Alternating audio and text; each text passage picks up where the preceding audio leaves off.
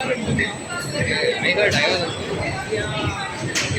I was just saying, again it will go, whatever the people could not handle, again it will go there, again it will come. It is keeps on improving.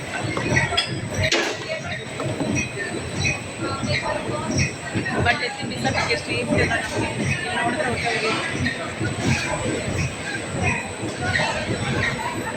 but recently I saw one of the paper, they have made a box, they collect it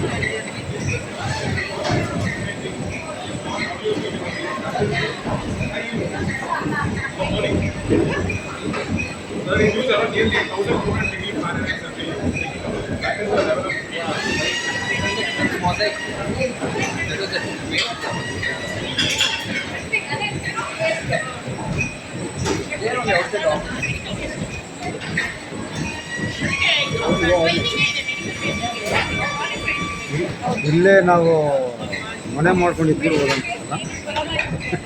ಇಲ್ಲ ಇಲ್ಲ ನಾನು ಇವ್ರನ್ನ ಕೇಳಿದೆ ಏನಾದ್ರು ಹೇಳ್ತಾರ ಅಂತ.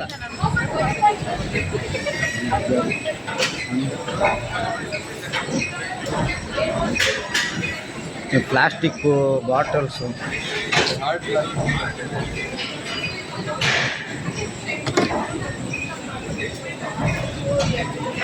Sir, ಸ್ವಲ್ಪ ಜಾಗ ಬಿಡಿ ಸರ್.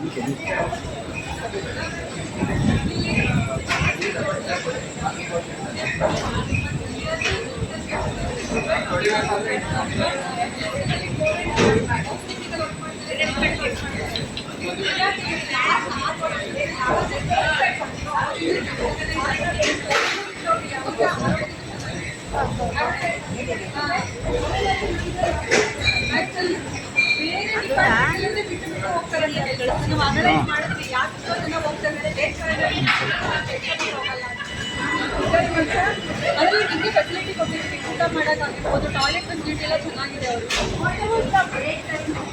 11 o'clock ಒಂದು ಬ್ರೇಕ್ ಕೊಡ್ತೀವಿ, ಮತ್ತು 4 o'clock ಒಂದು ಟೀ ಬ್ರೇಕ್ ಕೊಡ್ತೀವಿ. ಟೀ ಇಲ್ಲೇ ಪ್ರೊವೈಡ್ ಮಾಡೋಣ.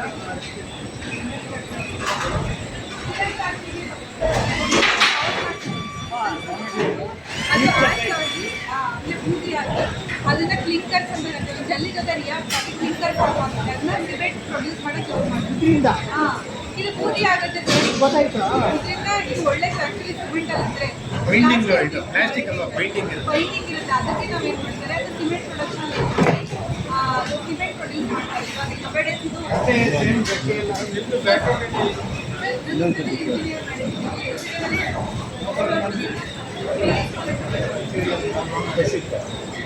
ಇವಾಗ ನೀವು ಹೆಂಗೆ ಮಾಡ್ತೀರಾ ಮೇಡಮ್? ಸಿಮೆಂಟ್ ಅವ್ರಿಗೆ ಸಿಮೆಂಟ್ ಕಂಪ್ನಿಗೆ ಎಷ್ಟು ಬರ್ತೀರಾ ನೀವು? ಟನ್ಲೆಕ್ಕ 20 ಟನ್ಸ್ ಹೋಗುತ್ತೆ, ಒಂದು ವಾರಕ್ಕೆ 20 ಟನ್ಸ್ ಹೋಗುತ್ತೆ ಸರ್. ಅವರು ನಮ್ಮ ವಾಪಸ್ ಪೇ ಮಾಡ್ತಾರೆ, 1 kg 2 ರೂಪಾಯಿ ಪೇ ಮಾಡ್ತಾರೆ ಅನ್ಸುತ್ತೆ. 1.5 ರೂಪೀಸ್ ನಮಗೆ ಖರ್ಚೆಲ್ಲ ಆಗುತ್ತೆ, ಟ್ರಾನ್ಸ್ಪೋರ್ಟ್ ಮಾಡೋಕ್ಕೆ, ಸೆಟ್ ಮಾಡೋಕ್ಕೆ 0.5 ಪೈಸೆ ಲಾಭ. ಇದು ರಿಜೆಕ್ಟ್, ಇದನ್ನೇ ನಾವು BBMP ಎಲ್ಲರೂ ಇದನ್ನೇ ಲ್ಯಾಂಡ್ ಫಿಲ್ ಕಳಿಸೋದು. ಮಂಡೂರು, ಇದು MNGP ದೊಡ್ಡಬಳ್ಳಾಪುರದಲ್ಲಿ ಅಲ್ಲಿಗೆ ಕಳಿಸೋದು. ನಾವು ಇದನ್ನ ಕಳಿಸ್ತೇನೆ 0 ವೆಚ್ಚ ಲ್ಯಾಂಡ್ ಫಿಲ್ ಅಚೀವ್ ಮಾಡಿ. ಏನು ಮಾಡ್ತಾರೆ ಮೇಡಮ್? ಸಿಮೆಂಟ್ ಫ್ಯಾಕ್ಟ್ರಿ ಕಳಿಸೋದೇ ದುಡ್ಡು ಬರುತ್ತಲ್ಲ ಎಲ್ಲಿ? ಸರಿ,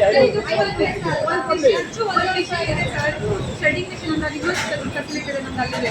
ಇದನ್ನ ಸಣ್ಣ ಪೀಸಸ್ ಕನ್ವರ್ಟ್ ಮಾಡ್ಬೇಕು, ಅವಾಗ ಸಿಮೆಂಟ್ ಫ್ಯಾಕ್ಟ್ರೀಸ್ ಅವ್ರು ತಗೊಳ್ಳೋದು. ಆ ಮಿಷಿನ್ ಡಿಪ್ಲಾಯ್ ಮಾಡಿದ್ರೆ ಗೌರ್ಮೆಂಟ್ ಅವರು ಆರಾಮಾಗಿ ಸೂಪರ್ ಸೂಪರ್. ಅಲ್ಲ,